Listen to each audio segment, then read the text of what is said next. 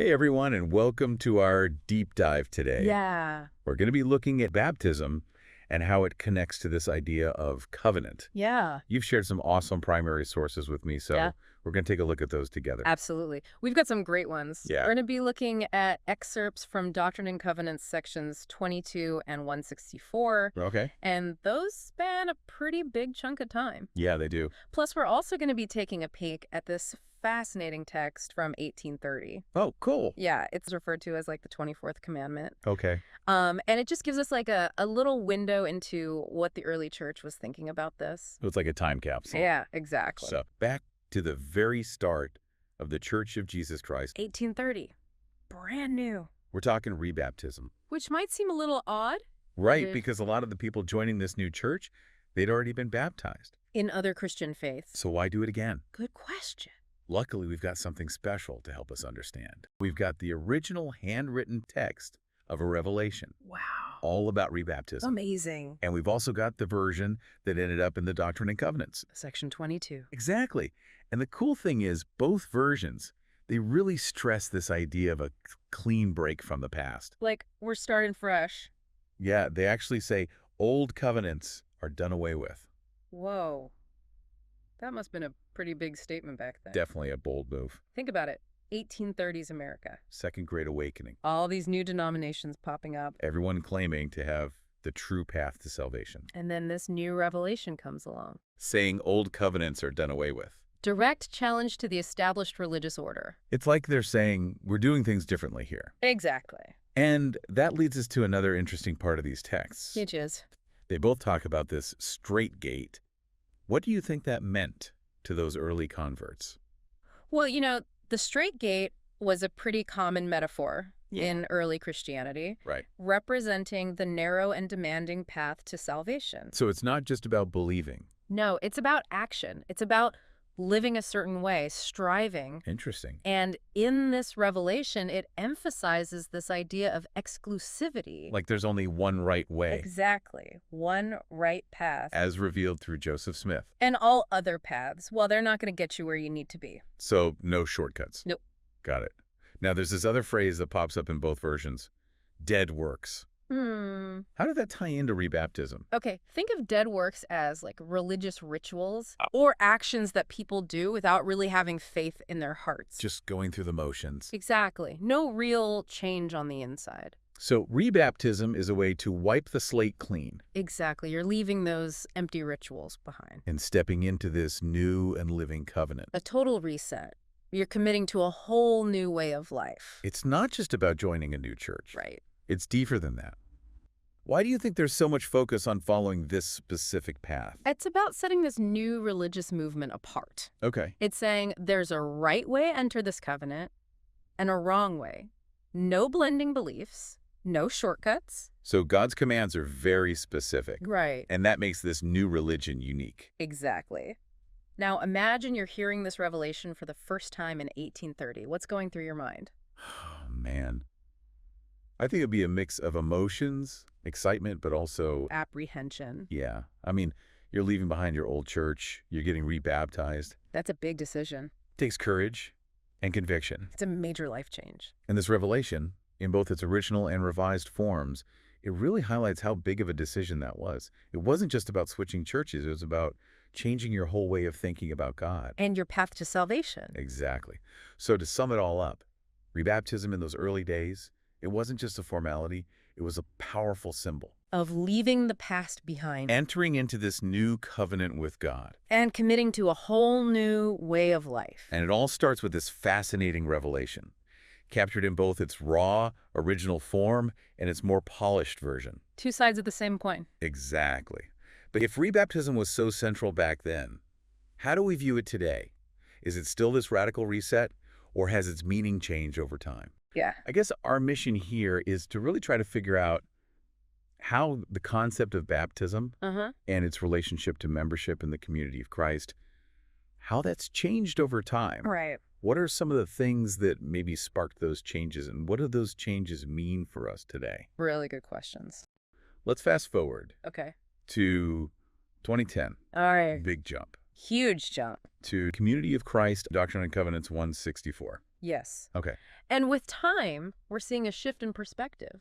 Section 2 is really important here. Okay. President Vesey actually acknowledges Yeah. the importance of baptism, Uh-huh. that emphasis on baptism Okay. in the early church. Uh, But then he kind of points to a wider view of how God's grace works. Wait, so it's not all about being a member of the church anymore? Well, it's more nuanced than that. Okay. Doctrine and Covenants 164 suggests that God's redemptive action, Okay. God's grace, Yeah. is happening both inside and outside of the church. So that's a big change. Yeah. And it makes me wonder, like, if God's grace isn't limited by membership, Right. how do we understand baptism? Yeah, that's a really good question. Yeah. And, speaking of changes, Yeah. Doctrine and Covenants 164 actually highlights confirmation Go. as a way for Christians who've already been baptized to join the community of Christ. So that's different. Yeah, it's a shift. Yeah. And it goes even further. Okay. It lays out like this whole process of preparation Okay. before confirmation.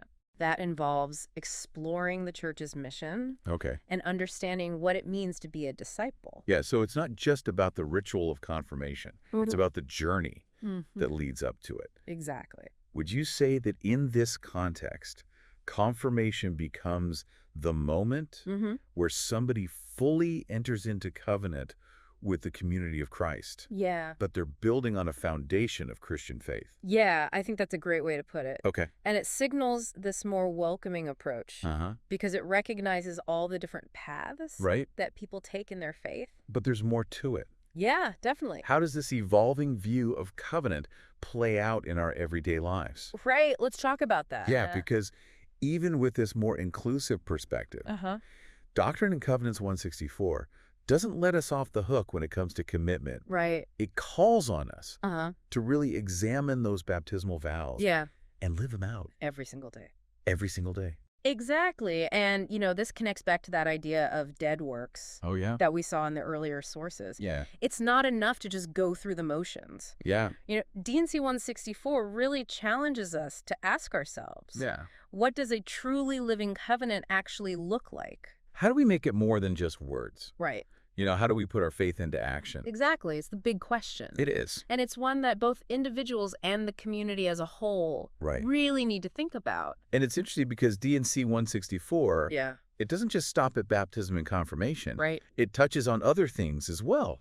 Right? Yeah. That reflect this evolving view of covenants. Yeah. You're like, what?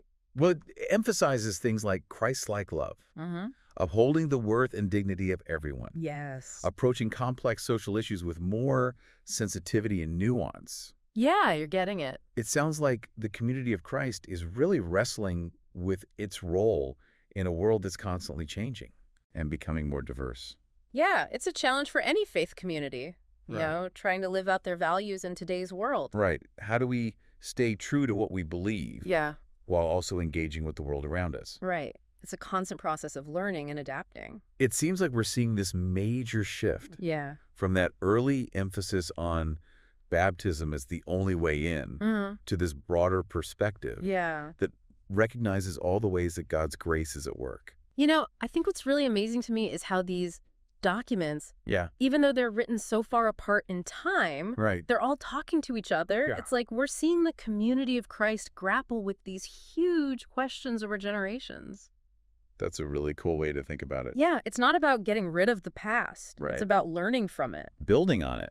and adapting to the world as it changes Yeah. while still holding on to those core values. How does this evolving understanding of baptism shape the community of Christ's relationship So, yeah. with other Christian traditions? That's a good point. Yeah. Because in the past, that focus on rebaptism as being necessary for salvation, that created a real barrier between the community of Christ and other churches. Yeah, it was a pretty hard line. Yeah. But with Doctrine and Covenants 164, Yeah. we see a shift. Fun. That recognition that God's grace Yeah. is working through all kinds of Christian traditions Yeah. really opens up a whole new world of possibilities for dialogue Oh, yeah. and working together. So instead of saying our way is the only way, Right. it's more like acknowledging that there are different paths Yeah, that can lead to a relationship with God. exactly. It paves the way for a more ecumenical approach Okay. where different Christian communities can actually learn from each other Oh, wow. Yeah. and work together toward common goals. Yeah. So focus on what unites us. Right, exactly. instead of what divides us. Yeah. We can celebrate all the beautiful diversity in Christian expression Yeah. while still striving for that unity in Christ. I love that, building bridges instead of walls. Exactly. But Yeah. that openness also presents some challenges, right? It does. How do we navigate those theological differences that still exist? Yeah. That's the balancing act, isn't it? It is. Just because we recognize that other baptismal practices are valid Hmm. doesn't mean that the community of Christ suddenly doesn't have its own distinct beliefs and practices anymore. So we're not pretending the differences don't exist, Right. but we're finding ways to respect them. Exactly. Engaging in respectful dialogue. Okay. Being honest about disagreements. Yeah. And really leaning into those values that we share. Finding that unity in our diversity. Exactly. Recognizing that there are many ways to connect with God. Right. Okay, that makes sense. Yeah. I think what's really fascinating to me is how much emphasis Mm-hmm. is placed on individual spiritual journeys Our- within this evolving framework. Yeah. If the church isn't the only way to salvation, Right. then where does that leave those who are seeking? That is a powerful question. Yeah. And I think it speaks to this growing recognition So, that faith is not a one-size-fits-all experience. right. It's deeply personal. Yeah. And the community of Christ, instead of trying to force everyone into the same mold, Yeah. is creating space Huh. for individuals to explore Okay. and discover their own unique connection with God. So it's less about fitting into a mold Right. and more about embracing the diversity of Yeah. spiritual experiences. It's an exciting shift. It is. And it brings up all these new questions Right. about how we support and nurture those Yeah. individual journeys. Within the context of community. Exactly. We've been on quite a journey so far, We have. exploring how the community of Christ views baptism and covenant. And it's been amazing to see how these ideas have changed over time, Yeah. moving from this idea of a single entry point to a broader understanding of God's grace working in the world. It is fascinating, isn't it? Yeah. And as we've seen, Yeah. this shift really raises some big questions. If baptism isn't the only path, Mm-hmm. what does that mean for our relationship with God? Yeah. And what role does the church play in our individual spiritual journeys? Well, it challenges us to think beyond simple answers Okay. and embrace a more nuanced perspective. Doctrine and Covenants 164 Yeah. doesn't give us this neat little definition of salvation. Okay. Instead, it points to this ongoing work of God's grace Yeah. in our lives, both inside and outside the church. It's like we're moving from a black and white photo to a vibrant panoramic view I love that. of faith. That's a great analogy. Yeah, and it can be exciting, Mm-hmm. but also a little unsettling. Right. It asks us to really grapple with the mystery of God's love Yeah, and how it shows up in so many different ways. absolutely. So what does this mean for someone who's seeking a relationship with God? Does it Mhm. mean there's no need for the church? Not at all. It just suggests that the journey towards God Yeah. isn't this one-way street with all these strict rules. Okay. There are many paths, Yeah. and the church is like one possible guidepost Okay. along the way. So it's more about offering support and guidance Right. than acting as a gatekeeper. Exactly. Right. It frees individuals Uh-huh. to really take ownership of their spiritual journeys Okay. and seek understanding and connection Yep. through all sorts of different avenues. That makes sense. But if the church isn't the only one who gets to decide about salvation, Right. how does that change its mission in the world? Oh, that's where it gets really interesting. Okay. If God's grace is truly at work everywhere, Yeah. then the church's role changes. Okay. It becomes less about bringing people into the fold Okay. and more about partnering with them Okay. in this work of love and justice. So instead of focusing on growing the membership, Mm-hmm. it's more about working together Right. to make the world a better place. Yes, it's about embodying those values of the gospel. Yeah. Love, compassion, justice, peace, Yeah. in really tangible ways that help everyone, whether they believe the same things we do or not. That sounds like a pretty radical shift in thinking. It is. It calls for us to move away from focusing on just institutional growth Okay. and towards outward service and social action. So the focus is on transforming communities Right. rather than just converting people. That's the heart of it. Yeah. Living out the gospel in a way that really lifts people up and empowers everyone Yeah. and creates a more just and compassionate world.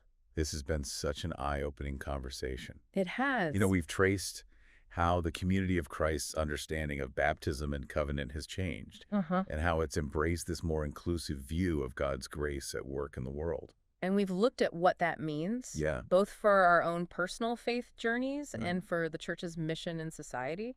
It's a journey that calls for us to really think about tough questions. Yeah. And embrace the unknown. And live out our faith Yeah. in these real tangible ways that make a difference. Absolutely. We've only just scratched the surface. But I it has. suppose. But hopefully Yeah. this deep dive has sparked some new insights for you and a desire to keep exploring. And for those listening, here's a final thought to ponder. Okay. As you continue your own exploration, if God's grace is truly at work everywhere, Yeah.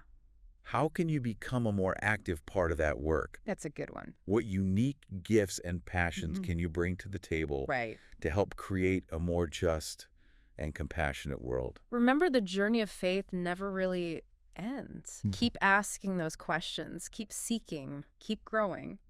Thanks for joining us on this deep dive. It's been great. Until next time.